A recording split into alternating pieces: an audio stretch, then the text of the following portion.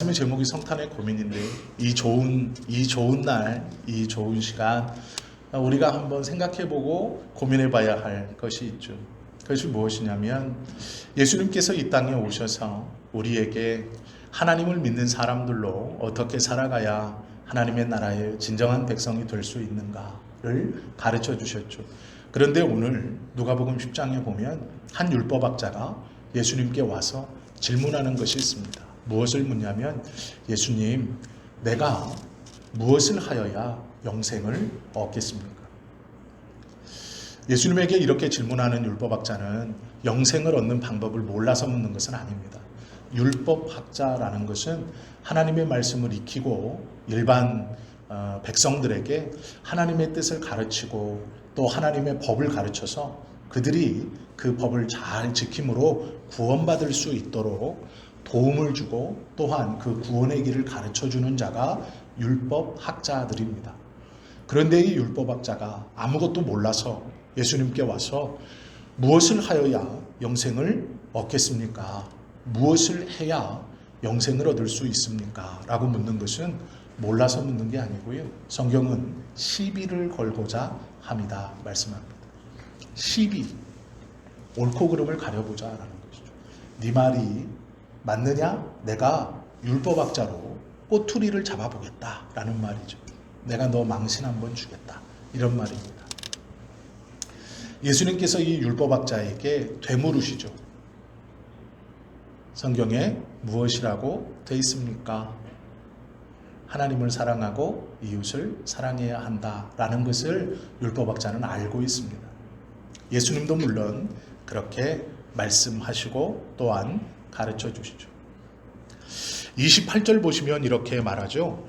예수께서 이르시되 내 대답이 옳도다. 이를 행하라. 그러면 살리라. 영생을 어떻게 무엇을 행해야 얻을 수 있습니까? 예수님.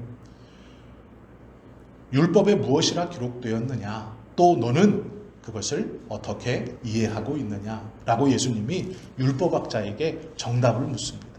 그러자 율법학자는 정확한 정답을 이야기하죠. 대답하여 이르시되 내 마음을 다하여 목숨을 다하며 힘을 다하며 뜻을 다하여 주 너의 하나님을 사랑하고 또한 내 이웃을 내 자신같이 사랑하라 하였나이다. 이것이 답입니다. 율법학자가 잘못 알고 있었던 것이 아니죠. 정답입니다. 100점짜리 답입니다.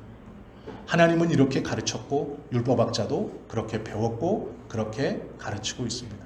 그래서 예수님은 다른 말을 하지 않고 옳다. 너의 대답이 100점이다. 그리고 하나를 더 붙이시죠. 그렇게 행하라. 그러면 살리라. 알고 있는 것은 100점인데 행하는 것은 몇 점인지 모르겠지만 그렇게 행하면 살겠거다. 살 수 있을 거다라고 대답하시는 것이죠. 한국 교회에는 율법학자들이 많습니다. 저를 포함해서 이렇게 하면 하나님이 기뻐하십니다. 이렇게 하면 하나님의 뜻에 부합합니다. 그런데 문제는 정답은 100점짜리 대답을 하고 있는지 모르지만 몇 점짜리 행함으로 살고 있는지는 잘 모르겠습니다. 자신이 없죠. 한국 교회가 욕먹는 이유가 그것이죠. 말쟁이들은 많은데 실제적으로 그 말을 지키며 살아가는 사람은 적다라는 것이죠. 성도님들의 신앙이 부끄러운 이유가 무엇입니까? 알고 있는 대로 살지 못하기 때문에 스스로 부끄러운 것이죠. 하나님 앞에 부끄러울 뿐 아니라 스스로 내가 내 자신을 돌아봐도 이것은 잘못됐다라고 느끼기 때문이죠. 우리도 모르게 율법학자와 같이 정답은 알고 있지만 행하지 못하고 살고 있는 그러한 신앙인들이 아닌가 생각해 봅니다. 오늘 본문에 보면 예수님께서 몇 번씩 반복하시는 말씀이 있습니다. 그게 정답입니다. 그 말씀이 무엇입니까? 너도 가서 이같이 행해라 라는 것이죠. 그렇게 살아라. 너도 이와 같이 행해라 라는 것이죠. 오늘 예수께서 이 땅에 오심과 함께 이것을 붙여서 생각해 보려고 합니다. 이웃사랑이라는 것을 하나님을 사랑하고 이웃을 사랑하는 것은 동등한 것이다 이렇게 말씀하시죠. 출발은 하나님 사랑인데 그 열매는 이웃사랑으로 드러난다 라고 말씀하시는 겁니다. 예수님은요, 율법학자에게 이렇게 말씀하시는 거예요. 네가 하나님을 사랑해서 하나님의 말씀을 잘 공부하는 것을 안다. 그러나 내 이웃을 사랑하는 열매가 드러나지 않는다면 그것은 하나님을 사랑하는 것이 아니다. 하나님을 사랑하는 것은 성공, 이웃 사랑하는 것은 실패, 이렇게 말하지 않고요. 하나님을 사랑하는 것은 성공, 그러나 이웃 사랑하는 열매가 없다면 하나님을 사랑하는 것도 실패다라고 말씀하고 있는 것이죠. 하나님을 사랑하지만 이웃을 사랑하지 않는다? 그건 하나님을 사랑하지 않는다는 것이다. 이렇게 결론을 내어주시는 것이죠. 무엇을 해야 영생을 얻을 수 있습니까? 너도 그와 같이 하라. 그러면 우리가 중요하게 생각할 것이 있죠. 그래서 이 율법학자는 묻습니다. 이웃이 누구입니까? 이건 중요한 말입니다. 중요한 질문이죠. 왜요? 하나님을 사랑한다는 것, 그래서 하나님의 말씀인 율법을 열심히 공부했고 그 율법의 시시비비를 가릴 수 있는 수준이 되었습니다. 앞의 것은 누가 보아도 합격. 그런데 뒤의 것이 있습니다. 앞의 것은 합격 점수를 받았는데 뒤의 것을 받아야 앞의 것도 자동적으로 합격이 되는 것이죠. 1차, 2차인데 2차에서 떨어지면 1차도 떨어지는 것이라고 말씀하시죠. 그래서 율법학자는 2차를 묻습니다. 그러면 누가 이웃입니까? 왜요? 예수님이 가르쳐 주시는 그 이웃을 사랑해야 1차, 2차 합격하기 때문이죠. 예수님께서 그때 이야기 하나를 해 주시죠. 오늘 우리가 다 알고 있는 선한 사마리아의 비유입니다. 그런데 이야기 중간에 이 율법학자, 특별히 일반 유대인도 아니고 율법학자의 입장에서는 이해가 안 되는, 받아들일 수 없는 이야기의 반전이 하나 등장합니다. 예수님의 이야기는 이렇습니다. 한 유대인이 예루살렘에서 사마리아로 가다가 중간에 강도를 만났습니다. 그래서 그 강도가 그 유대인의 모든 것을 뺏어갑니다. 심지어는 겉옷도 뺏어갑니다. 아마 이 강도는 유대인은 아니었던 것 같습니다. 유대인이 착해서 강도를 하지 않는다는 것은 아닙니다. 유대인들 중에도 사기꾼도 있고 강도도 있고 나쁜 사람도 있습니다. 그런데 유대인들이 다른 일걸 뺏거나 나쁜 짓을 할 때에도 절대로 하지 않는 몇 가지 것들이 있습니다. 그것 중 하나가 겉옷을 가져가는 겁니다. 이 겉옷을 가져간다라는 의미는 어떤 것이냐면 재판장들이 재판할 때 이 사람이 어떤 선을 지켰다라고 할 때 어떤 유대인이 다른 유대인에게 빚을 졌습니다. 그런데 그 빚을 갚지 못했고 그 이자가 점점점 불어나서 이제 감당할 수 없는 수준이 되었습니다. 그러면 빚을 진 사람은 내게 빚을 준 사람을 피해 다닙니다. 만나야 좋을 게 없죠. 돈 갚아라 라는 얘기 듣기도 싫고 하니까 피해 다니죠. 그리고 나서 해가 지고 뉘엿뉘엿할 때 집에 몰래 들어갑니다. 왜요? 낮에 그 빚을 준 사람이 집 앞에서 지키고 서 있죠. 나를 피해 다니니까 만날 수 있는 곳은 집밖에 없죠. 그러니까 얘가 집에 들어올 것 아닙니까? 그러니 집 앞에 지키고 서 있는 겁니다. 처음에는 아마 집 앞에 문 앞에 서 있었을 겁니다. 지나가던 사람이 아니 여기 왜 계십니까? 그러면 아예 누굴 좀 보려고요. 그 다음에는 아예 이 집주인을 좀 보려고요. 그 다음에는 어떨까요? 문 앞에 있지 않고요. 집 근처 어딘가 있어요. 아 이게 내가 있으니까 안 오는구나. 왜 그렇게까지 해야 되냐면 해가 진 다음에는 남의 집 앞에 빚을 받으러 서 있으면 안 됩니다. 아무리 악독한 빚쟁이라도 해가 진 다음에 그 집 문 앞에 서 있으면 안 됩니다. 그래서 해가 짐과 동시에 그 집 앞에서 기다리고 있다가 자기 집으로 돌아가야 합니다. 그러면 빚을 진 사람은 해가 진 뒤에 뉘엿뉘엿 했을 때 자기 집으로 쑥 들어가면 됩니다. 그리고 해가 뜨기 전에 나오면 돼요. 그래서 이 빚쟁이를 피해 다닙니다. 이렇게까지 피하면 그 다음에 어떻게 하느냐? 온 동네를 돌아다니면서 이제 이 사람을 찾죠. 그리고 만나서 그 사람이 지금 가지고 있는 모든 것들을 다 압수합니다. 그 사람이 만약에 염소를 끌고 가고 있다면 염소도 압수하고 그 사람에 있는 모든 것들을 다 압수합니다. 그런데 꼭 한 가지 하지 말아야 할 것이 있습니다. 그게 무엇이냐면 겉옷입니다. 겉옷만은 압수해가지 못했어요. 내가 너 돈을 줄 때까지 이거 다 가지고 있을 거야 라고 하면서 그 사람이 있을 때 모든 것을 압수하고 그 압수한 물품을 장부에 적어서 내가 너 돈 대신에 숟가락 2개, 밥그릇 3개, 염소 2마리, 돼지 1마리, 새끼양, 녹근 10m짜리 2개 뭐 다 가져갈 수 있어요. 그런데 문제는 겉옷은 가져가지 못합니다. 오늘 이 이야기를 보면 강도들이 한 유대인을 홀랑 털어먹었습니다. 그리고 때려 거반 죽게 했어요. 그런데 맞은 이유가 있을 겁니다. 왜 맞았을까요? 그때 당시로 생각하면 강도를 만났습니다. 한두 명이 아니었을 거예요. 유대인은 혼자입니다. 그러면 칼을 들고 가진 것 다 내놔. 안 줘서 맞았다. 아닙니다. 유대인이 맞은 이유는 아마 겉옷을 뺏어갔기 때문일 것입니다. 겉옷을 빼앗기지 않기 위해서 반항했을 겁니다. 유대인에게 겉옷이라는 것은 마지막 자존심입니다. 이것을 빼앗겨서 알몸이 되면 다른 사람의 눈에 띌 수도 없고 또 마을로 들어가지도 못합니다. 알몸을 보인다는 것은 자신의 사회적인 모든 것들을 어쨌든 다 빼앗기고 내려놓는다는 얘기입니다. 유대인이 죽기 직전까지 맞은 이유는 아마 이 겉옷을 빼앗기지 않기 위해서 꼭 안고 있거나 붙들고 있었기 때문입니다. 왜요? 재물은 다 뺏겨도 되지만 자신이 입고 있는 겉옷, 속살을 보이지 않는다는 것은 이것은 유대인에게 마지막 남은 자존심입니다. 누구에게도 보여서도 안 되고 있어서도 안 되는 일이죠. 악독한 사채업자라도 겉옷은 뺏어갈 수 없습니다. 그것이 법에 정한 바이고 이스라엘의 모든 사람들이 알고 있는 가장 기본적인 것입니다. 그런데 겉옷까지 뺏어갔습니다. 그리고 거반 죽게 되어 골짜기 한 곳에 버려졌습니다.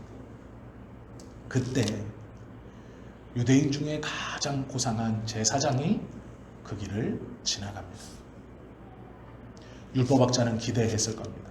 그 상황에 제사장이 지나가더라. 예수님이 말씀하셨을 때 율법학자는 옳거니라고 했을 겁니다. 이웃이구나. 그런데 예수님은요, 제사장은 그냥 지나가고 라고 말합니다. 그리고 두 번째 사람이 등장합니다. 또 한 레위인이 지나가고. 유대인과 동족이죠.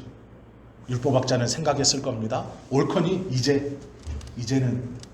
그런데 그 레위인도 그냥 지나가고. 그러면 세 번째 누가 등장해야 됩니까? 유대인이 등장해야죠. 보통 유대인.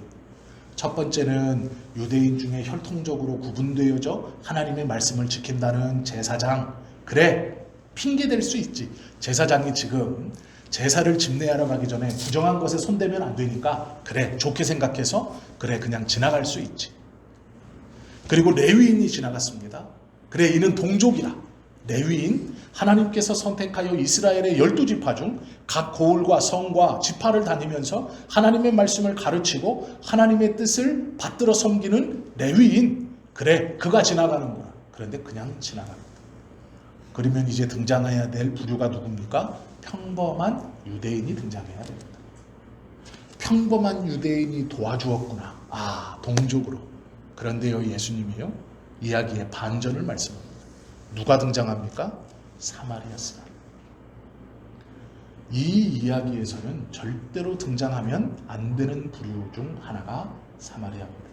사마리아인들은 유대인과 이방인들의 혼혈족입니다. 그래서 유대인들은 사마리아인들을 무시했습니다.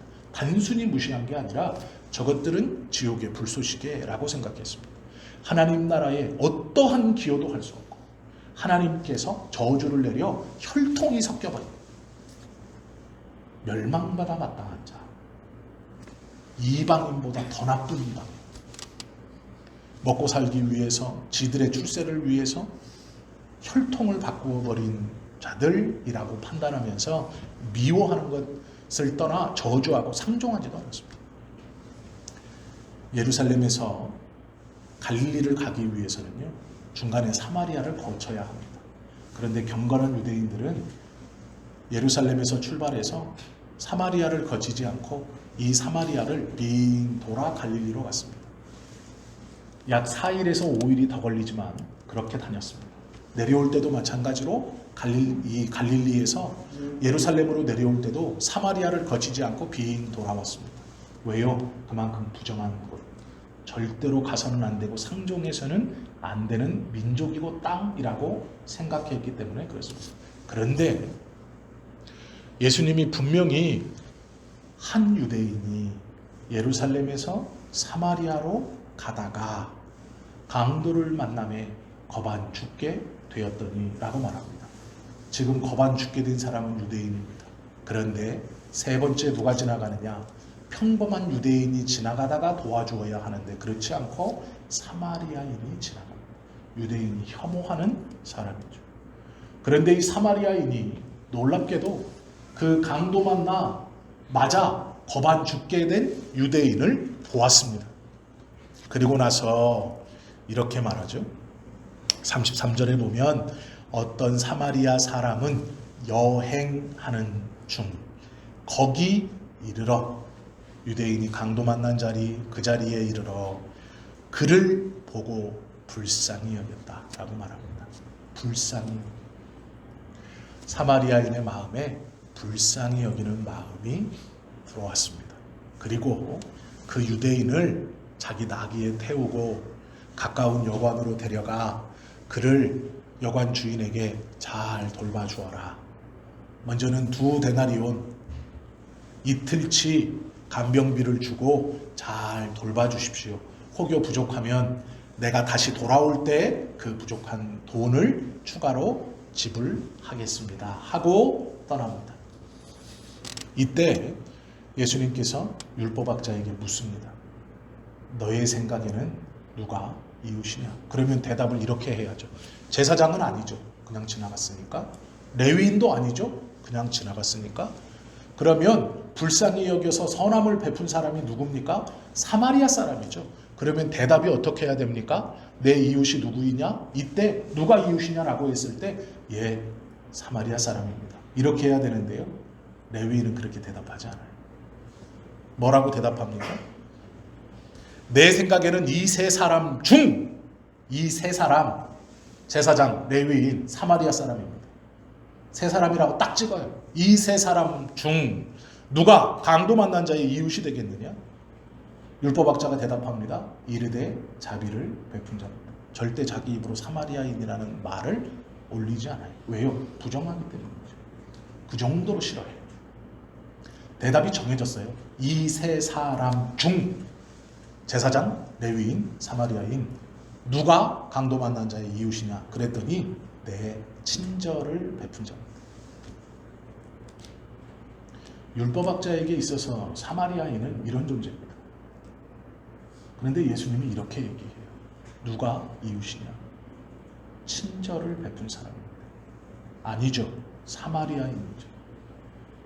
그것에 맞는 대답은 친절을 베푼 사람입니다 라고 할 게 아니라 사마리아인입니다. 왜요? 예수님께서 이 세 사람 중이라고 범위를 분명히 정해주셨습니다. 그러면 예, 사마리아 사람입니다 해야 하는데 친절을 베푼 사람입니다. 이게 무슨 말이냐? 정답이 틀렸다는 것보다요. 율법학자의 마음속에는 이웃의 범주가 정해져 있습니다. 누구를요? 제사장, 레위인, 유대인. 사마리아인은 이웃이 될 수 없죠. 자기에게 하나님의 말씀과 율법을 아는 자기에게 사마리아인은 이웃이 될 수 없습니다. 그래서 그들의 말, 그들의 인종, 그들의 무엇을 입에 올리면 부정하고 더러운 것이 되기 때문에 그들의 사마리아인이라는 말을 하지 않고 친절을 베푼 사람이 이웃입니다 라고 말합니다. 예수님께서 너도 이와 같이 하라. 이 말은요, 이웃이 되라 라는 말도 있지만 그 한정되어 있는 이웃의 범위를 넓혀라 라는 말입니다. 네가 입에도 담지 않는 그 사마리아인처럼 해야 한다라고 말씀하시는 거죠. 이 이야기를 가만히 보면 내 중심의 이웃, 율법학자가 생각하는 이웃은 제사장, 레위인, 유대인입니다. 내 중심이죠. 그러나 예수님이 가르치는 이웃은 너의 선입견을 가지고 정해져 놓은 이웃이 아니다라고 말하는 겁니다. 우리에게 이웃은 누굽니까? 나한테 잘해주는 사람, 나한테 친절한 사람. 옆집 사람이 오른쪽 왼쪽 있습니다. 오른쪽에 있는 사람들은 나에게 친절합니다. 주차 자리도 양보하고 쓰레기를 버릴 때도 무거운 것을 들고 가면 도와주고 아침에 한 번씩 보면 반갑게 인사합니다. 그런데 왼쪽에 있는 이웃은 좀 퉁명스럽습니다. 불친절합니다.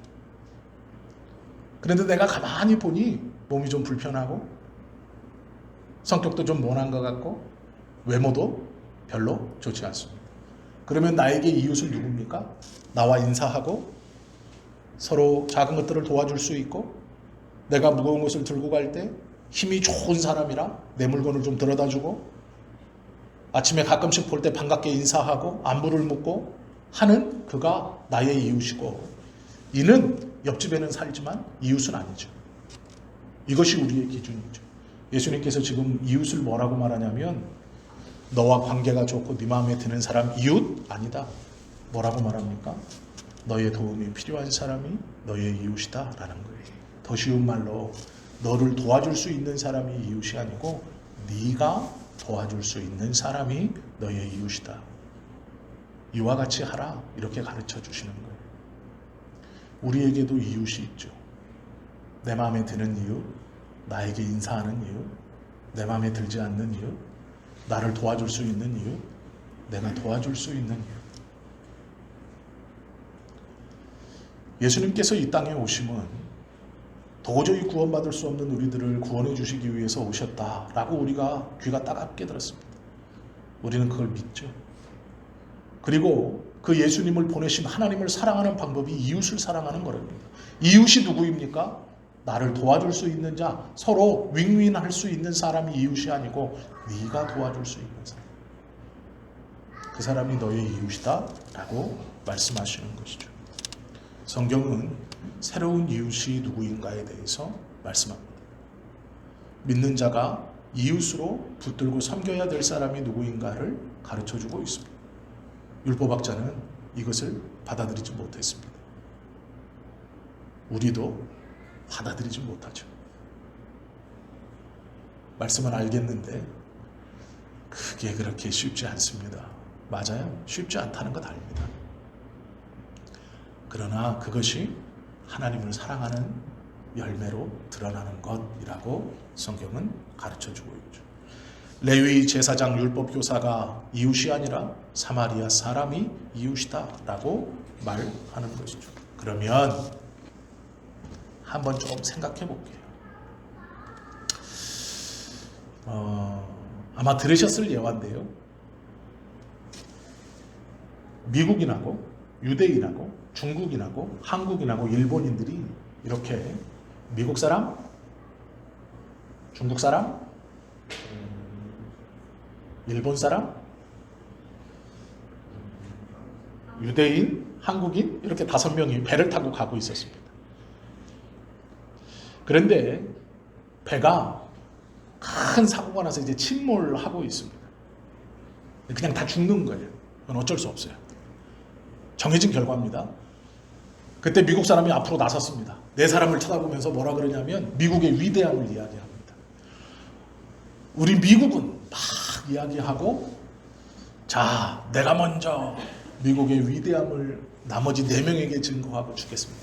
바다에 빠져버렸습니다. 그냥 4사람이 멍하니 보고 있다가 아, 이제 죽는구나.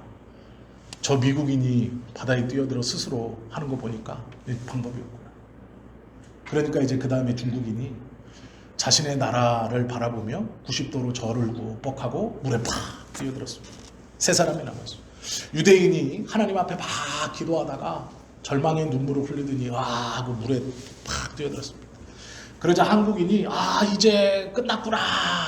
그리고 나에게 다시 한 번의 삶이 있다면 이라고 말하면서 일본인을 집어서 바다에 던져버렸습니다. 그리고 나서 바다에 스스로 뛰어들었다라는 이야기를 들었습니다. 그만큼 미운 거예요. 한국인의 마음속에는 그만큼 일본인이 미운 거예요. 죽기 전에 이놈은 내가 꼭 이렇게 빠뜨리고 죽는다라는 거죠. 제가 그 얘기를 들으면서 이야, 이게 이야기가 좀 뭐 말도 안 되는 이야기지만 그 정도구나. 웃으면서 하는 이야기지만요, 잘 생각해 보세요. 우리 안에 있는 미움과 분노, 이웃으로 삼지 못할 사람들, 예수님이 그들이 너의 이웃이다라고 말하는 거예요. 이웃이라는 관념이 내 중심이 아니라 하나님께서 우리에게 이웃이다라고 가르쳐주는 그 사람이 너의 이웃이다라는, 이미 죽게 된 판, 내가 먼저 빠지기 전에 저기 있는 일본 놈을 빠뜨려버리고 내가 죽어야지 하는,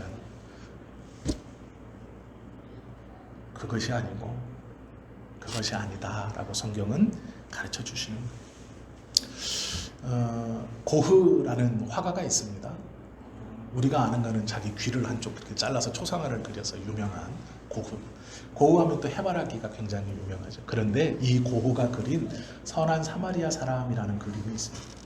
그 그림에 보면요, 이 유대인을 자기 나귀에 이렇게 들어서 옮기는 장면입니다. 그런데 그때 이 유대인을 들어서 옮기는 사마리아인의 뒷모습이, 이렇게 뒤에서 바라보는 모습이 그림으로 고흐가 그린 건데요, 이 사마리아 사람이요, 굉장히 근육질로 그려져 있습니다. 이렇게 막 대퇴, 종아리 이런 데가 막 다 각져 있고 단단합니다. 왜 그러냐면 고흐는 그 사마리아 사람이 유대인을 돕는 것을 통해서 열정을 표현하고 싶었대요. 열정, 힘있음. 사마리아인은 유대인을 돕지 않습니다. 반대로 얘기하면요, 유대인은 절대로 사마리아인의 도움을 받지 않습니다. 아마 이 유대인이 살만 안 했다면 사마리아인의 도움을 거절했을 겁니다. 그건 수치라고 생각했기 때문입니다. 그런데 유대인은 지금 거반 죽게 되었습니다.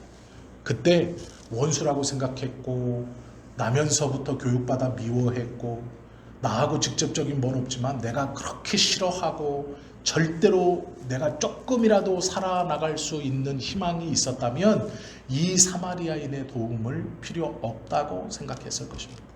유대인의 입장에서는 그렇습니다. 그런데 지금 말없이 그 도움을 받아들입니다. 왜요? 거반 죽게 되었기 때문에 그렇습니다. 자존심을 부릴 게 없죠. 겉옷까지 다 빼앗기고 아무것도 없습니다.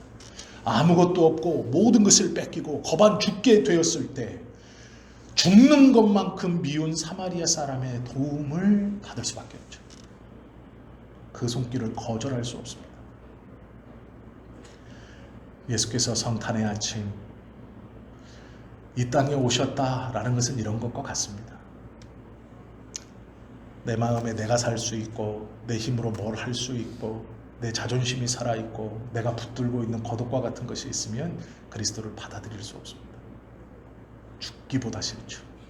그건 본능적인 겁니다. 죄인인 심령에 그 예수를 받아들인다는 것은 죽을 수만큼 감수하기 싫은 그런 몸서리쳐지는 일입니다. 그런데 이 유대인이 사마리아인의 손길을 거절하지 못합니다. 왜요? 죽게 되었기 때문에. 아무것도 없기 때문에. 거절할 어떠한 것도 없습니다. 예수님께서 하나님을 통해 우리에게 놀라운 은혜들을 말씀하시는데요, 하나님의 말씀을 통해 말씀하실 때 기억하셔야 됩니다. 왜 하나님이 자꾸 나의 힘을 빼시는가? 왜 삶에서 나를 약하게 하시는가? 왜 내 목소리에 힘을 빼시고 내 몸에 근력을 빼시고 왜 나를 초라하게 자꾸 몰아가시는 것 같은가? 그래야 온전히 하나님을 받아들일 수 있어요. 그래야 온전히 그리스도를 붙들 수 있기 때문에 그렇습니다. 그래야 하나님께서 베푸시는 은혜를 그 가난할 때 받아들일 수 있기 때문에 그렇습니다. 왜 나로 약하게 하시는가? 우리가 유대인 같아요. 하나님을 믿고 있다고 말하지만 끝까지 붙들고 있는 자존심이 있어요. 오로지 가난해질 때 그 하나님의 은혜를 사모할 수 있고, 하나님의 은혜에 온전히 감사할 수 있습니다. 그때 나를 도우시고 나와 함께 계시고 나를 언제나 지키시는 분이 누구인가를 제대로 알 수 있기 때문에 그렇습니다. 힘을 빼게 하실 때는 하나님을 바라봐야 돼요. 하나님을 다시 붙들어야 돼요. 내 기도가 응답되지 않을 때는 더 하나님 앞에 매어 달려야 돼요. 왜요? 빼시는 이유가 있어요. 벗기시는 이유가 있어요. 그때 하나님의 은혜가 무엇인지를 알 수 있기 때문에. 하나님이 나의 힘을 쫙 빼실 때, 내 고독까지 걷어가시려고 할 때, 하나님의 은혜만을 사모할 수 있는 그런 심령이 되죠. 하나님이 우리를 모르시지 않습니다. 힘을 빼실 때는 그럴 이유가 있어요. 더욱더 하나님의 은혜를 인정하셔야 돼요. 그것이 30절입니다. 더반 죽게 돼요. 그래야 이 유대인의 자존심에 사마리아인의 도움을 받는 거예요. 우리도 마찬가지입니다. 강도 만난 사람이 참 재밌어요. 불쌍히 여기는 마음이 있었다라고 말하죠. 그런데 이 사람 여행 중입니다. 여기서요, 이 강도 만난 유대인을 돕는 것은 위험이 있어요. 어떤 위험이 있느냐? 여기는 강도들이 나타나는 길입니다, 지금. 그러면 그 사람 돕는다고 얼렁얼렁 했다가 내가 강도 만날 수 있어요. 거기는 그 강도들의 구역입니다. 강도들이 출몰하는 지역이에요. 빨리 벗어나야 돼요. 그런데 이 사람 지금 끌고 안고 나귀에 태우고 그 나귀를 가지고 이 사람이 떨어지거나 더 큰 일이 당하지 않게 조심스럽게 그 길을 간다? 강도 만날 위험을 안고 있는 거예요. 그런데 그렇게 하는 이유를 성경에서 불쌍히 여겨라고 합니다. 불쌍히 여겼다는 말은 뭐냐면 자신의 처지, 나도 예전에 라는 뜻이에요. 자신도 예전에 곤란한 일을 당해봤고 자신도 예전에 남의 도움이 절실하게 필요한 적이 있었고 그러니 그 도움이 필요한 사람 불쌍한 마음이 드는 거예요. 우리에게 힘을 빼시는 이유는 여러 가지가 있지만 첫째는 하나님을 바라보라 라는 것이고요. 둘째는 내가 힘이 빠졌을 때 누구의 도움이 그렇게 절실할 때 그 마음 지금 저 사람이 품고 있다는 거예요. 받았으니 줄 수 있게 하시는 것이죠. 도움을 받아 회복되었으니 그를 보고 불쌍한 마음을 품고 그에게 선을 베풀 수 있어라 라는 것이죠. 우리에게 힘을 빼시는 이유는 하나님을 바라보게 하심이 첫 번째이고 두 번째는 그것을 통해 그 힘이 빠진 다른 이들을 내가 도울 수 있다라는 거죠. 네가 받았으니 너는 회복되었으니 그 아픔과 어려움과 슬픔 속에 있는 힘이 빠진 저 사람을 내가 도울 수 있다. 그래서 그가 너의 이웃이다. 그를 도울 때 너는 하나님을 사랑하는 것이다. 무슨 말입니까? 내가 힘이 빠졌을 때 하나님을 바라보고 하나님의 은혜로 회복됐다는 것을 인정해야 힘이 빠진 사람을 불쌍히 여겨 그를 도울 수 있는 것이죠. 그래서 이것이 이웃을 사랑하는 것이 하나님을 사랑하는 증거가 될 수 있다라는 겁니다. 어렵진 않으시죠? 예수님이 그걸 율법학자한테 가르쳐 주는 거예요. 그런데 율법학자는 이해하려고 하지 않습니다. 왜요? 사마리아인에서부터 벌써 마음이 돌았었어요. 유대인이 나오지 않고 사마리아인이 등장해서 도움을 준다? 자기는 받아들일 수 없어요. 그래서 사마리아인입니다가 아니라 친절을 베푼 사람이 이웃입니다라고 선을 긋는 거예요. 하나님의 말씀은 우리 모두에게 하나님의 뜻을 깨달을 수 있게 합니다. 또 하나님의 말씀은 성령님의 은혜와 함께 우리에게 들려줍니다. 그래서 우리의 심령에 이건 지식의 수준이 아닙니다. 하나님께서 우리에게 무엇을 말씀하시는가는 다 알 수 있죠. 그것 때문에 예수님께서 말구유에 오신 것입니다. 왕궁에 오셨다면 많은 사람들이 경배하고 예수님을 하나님의 아들로 믿었을 겁니다. 하늘에서 천천히 흔히 모든 사람이 보는 그러한 모습으로 오셨다면 모든 사람이 신으로 떠받들 겁니다. 그런데 말구 위에 오신 이유는 이 가난한 사람들, 이 힘이 빠진 사람들, 이 어려운 사람들에게 하나님의 뜻을 온전히 가르쳐 주시고자 함입니다. 또한 그 은혜를 받은 사람, 아는 사람은 그 마음, 불쌍함을 가지고 그러한 상황에 있는 사람들에게 내가 받아 회복됐던 그 은혜를 베풀 수 있어야 한다라는 것이죠. 그것이 이웃이다라는 말입니다. 세상 사람은 잘 되는 것을 복이라고 생각합니다. 그러나 하나님은 그렇게 말하지 않죠. 세상 사람은 형통하고 출세하는 것을 복이라고 말합니다. 그러나 예수님은요, 가난한 마음을 갖는 것이 복이다라고 말합니다. 그래서 산상수훈의 첫 번째는 심령이 가난한 자는 복이 있다라고 말씀합니다. 왜요?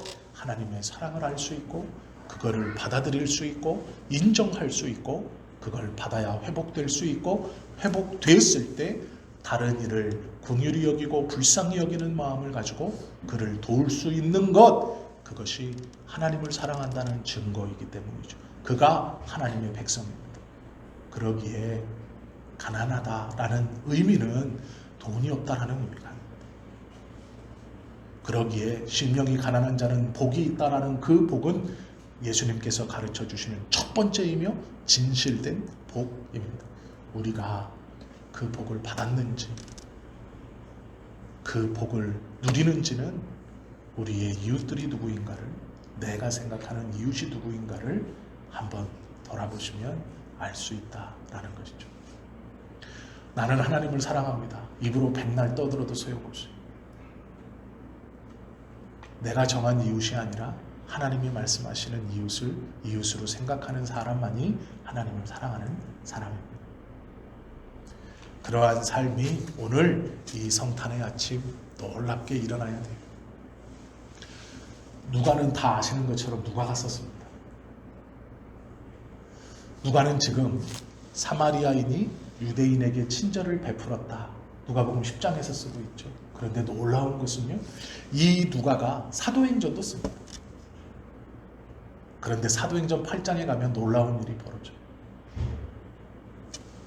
누가복음 10장에서는 사마리아인이 유대인에게 친절을 베풀었다 누가가 말하고 있거든요. 그런데 사도행전 8장에 가면 유대인인 빌립이 사마리아 지역에 가서 복음을 전합니다. 이게 복음이에요. 사마리아인이 유대인에게, 유대인이 사마리아인에게. 누가가 누가복음을 쓸 때는 사마리아인이 유대인을 도왔습니다. 이 누가가 사도행전을 쓸 때는 유대인이 사마리아인 지역에 가서 복음을 전했습니다. 이건 놀라운 거예요. 사마리아인이 유대인에게 도움을 주는 이야기도 놀랍지만 그 유대인이 사마리아 지역에 가서 복음을 전하는 것도 놀라운 거예요. 이게 복음이에요. 이게 예수 믿는 자들의 삶입니다. 나만 믿고 나만 구원받고 나만 은혜를 누리는 게 아니에요. 그곳에 가서 하나님의 말씀, 복음을 전하는 거예요. 누가는요, 누가복음 10장에서 이 이야기를 써놓고 사도행전 8장에서 그냥 써놓은 게 아니에요. 예수께서 이 땅에 오신 이유는 이것입니다. 사마리아인이 유대인을 돕고 유대인이 사마리아인에게 복음을 전하는, 이것이 복음이고 믿음입니다 라고 가르치는 거예요. 이것이 예수 믿는 사람들입니다 라고 가르치는 거예요. 누가복음과 사도행전은 다른 성경이 아닙니다. 우리의 삶이 어때야 하는가? 성경을 통해 그것을 가르쳐주고 있죠. 우리에게 가장 중요한 가치, 교회의 가장 중요한 가치, 말쟁이들이 말하는 것 아니고요. 이러한 삶으로 살아가는 교회, 이러한 삶으로 살아가는 성도들, 그것이 하나님께서 우리에게 이 성탄의 아침에 주시는 믿는 자의 마음이고 삶의 모습입니다. 바라고 원하기는 이러한 삶을 살아가는, 그래서 진짜 복을 마음껏 누리고 받는 저와 여러분 다 되실 수 있기를 예수님의 이름으로 축원합니다. 기도드립니다.